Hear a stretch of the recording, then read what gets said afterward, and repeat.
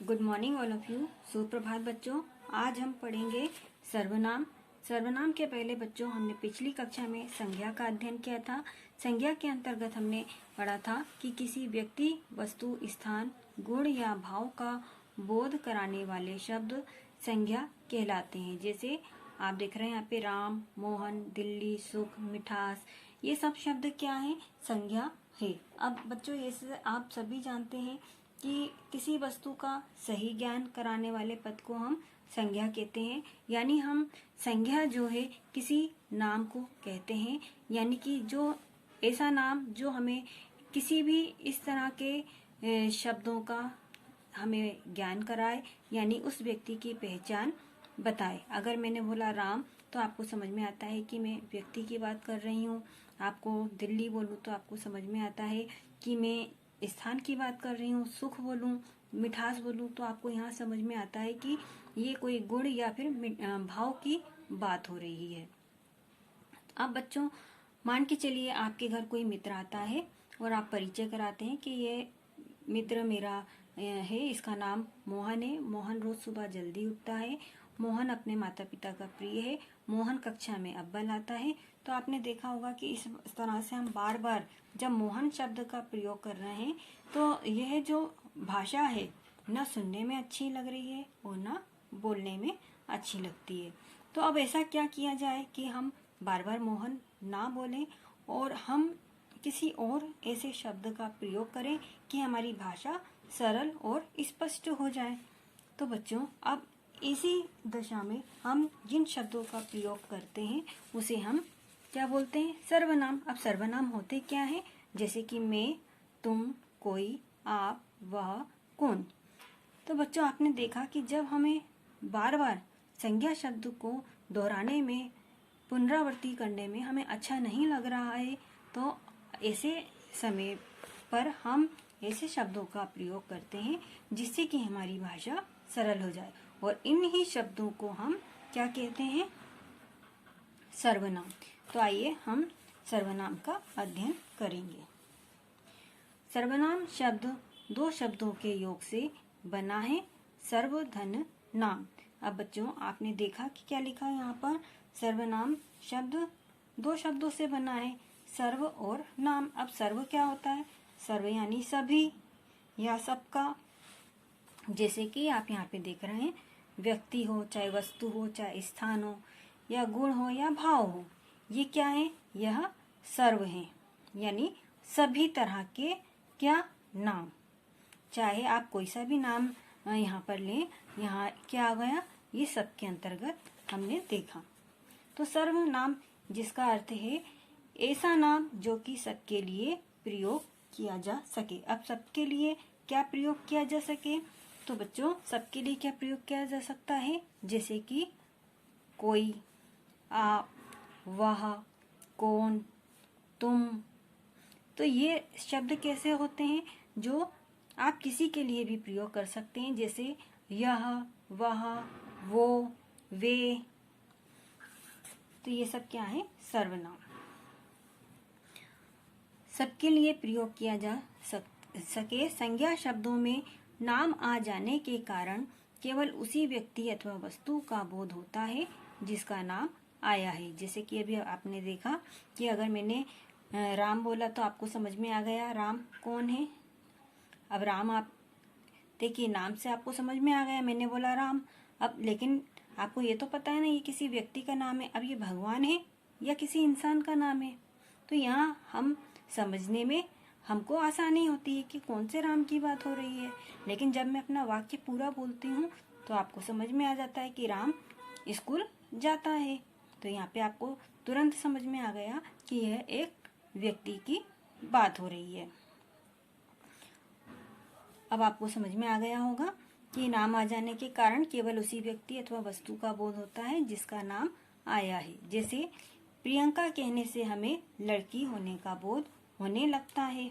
अब अगर यहाँ पे आपको प्रियंका लिखा है तो आपको समझ में आ गया कि ये किसी लड़की की बात हो रही है। अगर यहाँ प्रियंका लिखा है, मैं बोलूँ कि दिल्ली लिखा है तो आप क्या बोलेंगे कि नहीं, ये तो किसी लड़की का नाम है, ये तो व्यक्ति का नाम है, और दिल्ली तो किसी स्थान का नाम होता है। तो आप गलत बोल रहे हैं। तो यहाँ तुरंत क्या है, हमें समझ में आ जाता है। तो लड़की होने का हमें ये भी पता है कि किसी लड़की होने का बोध होता है, अन्य किसी वस्तु आदि का नहीं। हम समझ गए कि ये कोई स्थान नहीं है, परंतु वह शब्द से हमें व्यक्ति, वस्तु आदि कई चीजों का बोध होने लगता है। तो बच्चों, आपको समझ में आया होगा कि हम सर्वनाम किसे बोल रहे हैं, जो हम सभी के लिए हम प्रयोग कर सकते हैं। यह, वह, मैं, तुम, आप। अब हम देखेंगे नीचे लिखे अनुच्छेद। ताजमहल एक सुंदर इमारत है। इसको शाहजहां ने बनवाया था। उन्होंने इसको अपनी पत्नी मुमताज महल की याद में बनवाया। इसे देखने के लिए दूर दूर से लोग आते हैं तथा इसकी खूबसूरती की भूरी भूरी प्रशंसा करते हैं। तो बच्चों, यहाँ पे आप देख रहे हैं ताजमहल। ताजमहल एक इमारत का नाम है, जो कि क्या है, संज्ञा शब्द है। अब आपने देखा कि यह शब्द जो है यहाँ पे बार बार नहीं दोहराया गया है, क्योंकि अगर हम दोहराते तो क्या लगता, उस वाक्य की जो सुंदरता है वो नहीं रहती। तो ताजमहल एक इमारत का नाम है, जो कि संज्ञा शब्द है, तथा अन्य वाक्यों में ताजमहल के स्थान पर इसे इसकी शब्दों का प्रयोग किया गया है, तथा शाहजहां के स्थान पर उन्होंने शब्द का प्रयोग किया गया है, अतः इसको, इसे, इसकी तथा उन्होंने शब्द सर्वनाम शब्द हैं। तो बच्चों, आपको समझ में आया होगा ये। अब हम देखते हैं परिभाषा। संज्ञा के स्थान पर प्रयुक्त होने वाले शब्दों को सर्वनाम कहते हैं। हमने पहले भी समझा था कि संज्ञा के स्थान पर, यानी कि ये सारे शब्द ये क्या कहलाते हैं, संज्ञा के स्थान पर प्रयुक्त होने वाले शब्दों को हम सर्वनाम कहते हैं। अब हम पढ़ेंगे सर्वनाम के भेद। सर्वनाम के 6 भेद हैं। पुरुषवाचक, निश्चयवाचक सर्वनाम, अनिश्चयवाचक सर्वनाम, संबंधवाचक सर्वनाम, प्रश्नवाचक सर्वनाम और निजवाचक सर्वनाम। तो बच्चों, अब हम इन 6 सर्वनामों की बात करेंगे। बच्चों, अब हम देखते हैं यहाँ पे पुरुषवाचक सर्वनाम। लेखक या वक्ता स्वयं अपने लिए, अन्य या अन्य किसी व्यक्ति के लिए जिन सर्वनाम शब्दों का प्रयोग करता है उन्हें पुरुषवाचक सर्वनाम कहते हैं। जैसे हम खेलने जा रहे हैं, आपने यह क्या कर दिया। बच्चों, यहाँ पर आप देख रहे हैं पुरुषवाचक सर्वनाम कौन है, यानी कि वक्ता, बोलने वाला, या स्वयं कोई भी व्यक्ति हो सकता है, अपने लिए या अन्य किसी व्यक्ति के लिए, यानी कि मैं, तुम या तू, या फिर वे या उन्हें। ये सब क्या है बच्चों, ये पुरुषवाचक सर्वनाम है। जैसे हम खेलने जा रहे हैं, यहाँ पे ये बहुवचन आ गया, आपने ये क्या कर दिया है। इस तरह से ये पुरुषवाचक है। पुरुषवाचक सर्वनाम के अंतर्गत हम देखते हैं कि इसे भी 3 प्रकार के होते हैं, और मतलब कि इन्हें भी वर्गीकृत किया गया है। इनको अब किस तरह से वर्गीकृत किया गया है, यहाँ पर हम देखेंगे कि पुरुषवाचक सर्वनाम 3 प्रकार के होते हैं। उत्तम पुरुष, मध्यम पुरुष और अन्य पुरुष। उत्तम पुरुष जो सर्वनाम शब्द वक्ता अपने लिए प्रयोग करता है उन्हें उत्तम पुरुष कहते हैं। जैसे मुझे पता था कि वह नहीं आएगा, या मेरा नाम मीनू है। अब यहाँ पे बच्चों आप देख रहे हैं कि उत्तम पुरुष कौन है, वक्ता, यानी कि बोलने वाला। अब बोलने वाला कौन है, मैं या आप, जो भी व्यक्ति बोलता है प्रथम व्यक्ति, उसे हम उत्तम पुरुष के अंतर्गत रखते हैं। जैसे कि मुझे पता था, मुझे, मेरा, मैं, ये सब क्या है, एक वचन है। अगर इसकी जगह हम, हमारा, हमें होता तो वो भी कौन थे, उत्तम पुरुष, क्योंकि उसमें मैं जो बोलने वाला है वह भी उसमें शामिल होता है। इसके बाद हम देखते हैं मध्यम पुरुष। जिन सर्वनाम शब्दों का प्रयोग श्रोता के लिए किया जाता है उन्हें मध्यम पुरुष कहते हैं। जैसे आपने उसको क्या दिया, तुम्हें लेने कौन आएगा। मध्यम पुरुष के अंतर्गत बच्चों कौन आता है, श्रोता। अभी उत्तम में हमने क्या देखा था, वक्ता आ रहा था। अब मध्यम में कौन आएगा, श्रोता, यानी कि सुनने वाला। अब सुनने वाला कौन है, जैसे आपने उसको क्या दिया, तुम्हें लेने कौन आएगा। अब यहाँ पे उत्तम पुरुष जो है मध्यम पुरुष से वार्तालाप करते समय जो प्रयोग करता है कि आपको लेने कौन आएगा, तुम क्या कर रहे हो। जब मैं, और यहाँ पे आपने देखा मैं, मेरा आ रहा था, और यहाँ पे क्या आ रहा है, तू या तुम, इस तरह से। तो ये कौन है, मध्यम पुरुष। इसके बाद हम देखते हैं अन्य पुरुष। जिन सर्वनाम शब्दों का प्रयोग किसी तीसरे व्यक्ति के लिए किया जाता है उन्हें अन्य पुरुष कहते हैं, जैसे वे आने ही वाले हैं। ये पुस्तकें उनकी है। अब यहाँ पे हम देख रहे हैं कि उत्तम पुरुष जो है मध्यम पुरुष को अन्य पुरुष के बारे में बताता है, यानी कि यहाँ पे कोई थर्ड पर्सन अब यहाँ पे शामिल हो रहा है, उसकी बात की जा रही है। जैसे वे आने वाले हैं, अब यहाँ पे उत्तम पुरुष मध्यम पुरुष को बता रहा है किसी तीसरे व्यक्ति के बारे में।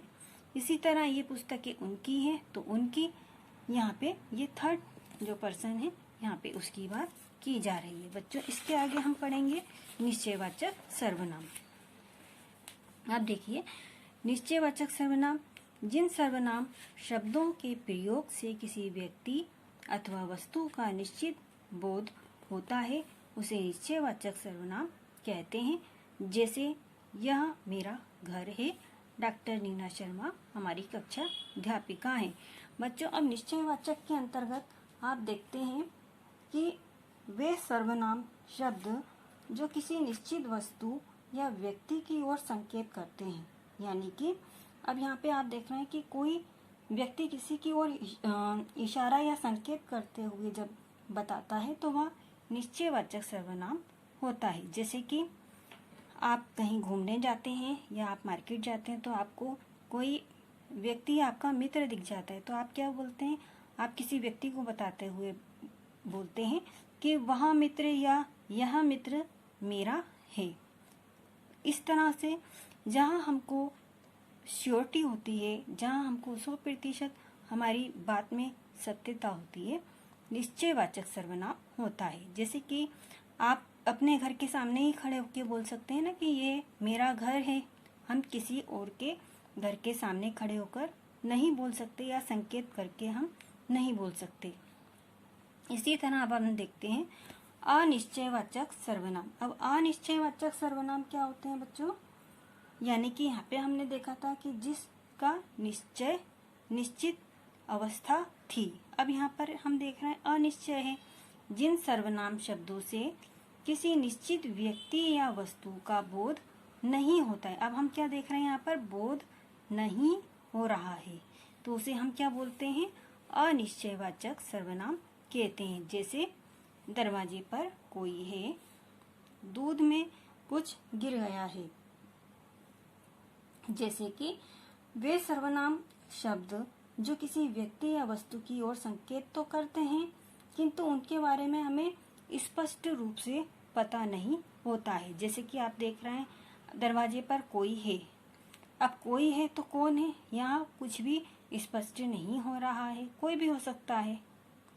इसी तरह कुछ गिर गया है, अब कुछ में क्या गिरा है नहीं पता, इसीलिए यह अनिश्चयवाचक सर्वनाम है। इसके बाद हम देखते हैं संबंधवाचक सर्वनाम। जो सर्वनाम शब्द दो बातों में संबंध को जोड़ते हैं उन्हें संबंधवाचक सर्वनाम कहते हैं। जैसे जैसा करोगे वैसा ही फल पाओगे। जो व्यक्ति सामने खड़ा है वह कौन है।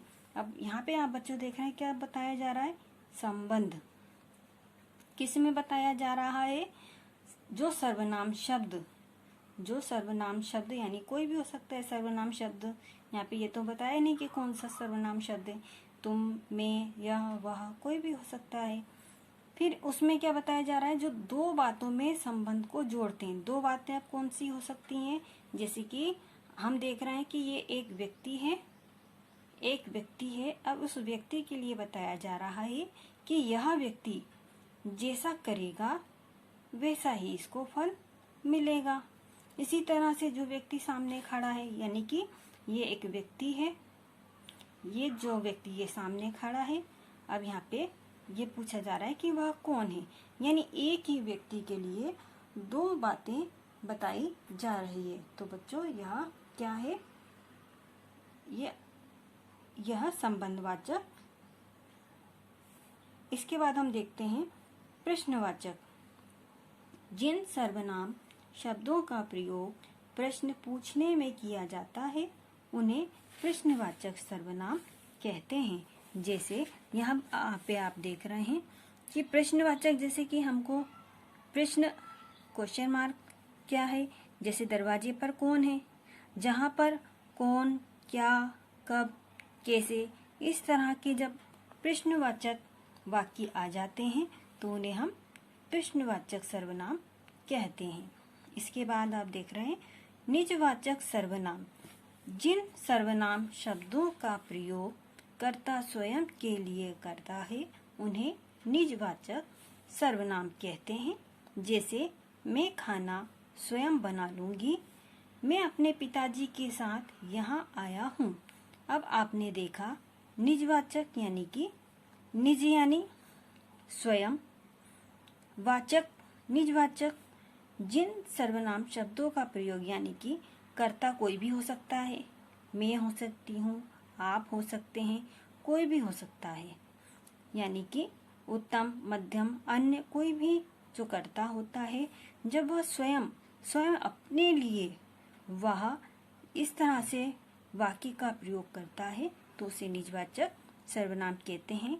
जैसे मैंने अपना कार्य स्वयं किया है, मैं स्वयं अपना खाना बनाती हूँ, मैं पिताजी का स्वयं कार्य करती हूँ। तो जहाँ कर्ता खुद अपने आप को वहाँ प्रस्तुत करके बात बताता है उसे हम निजवाचक सर्वनाम कहते हैं। बच्चों, इसके बाद हम देख रहे हैं सर्वनाम की कारक रचना। इसे हम अगले अध्याय में पूर्ण करेंगे। धन्यवाद।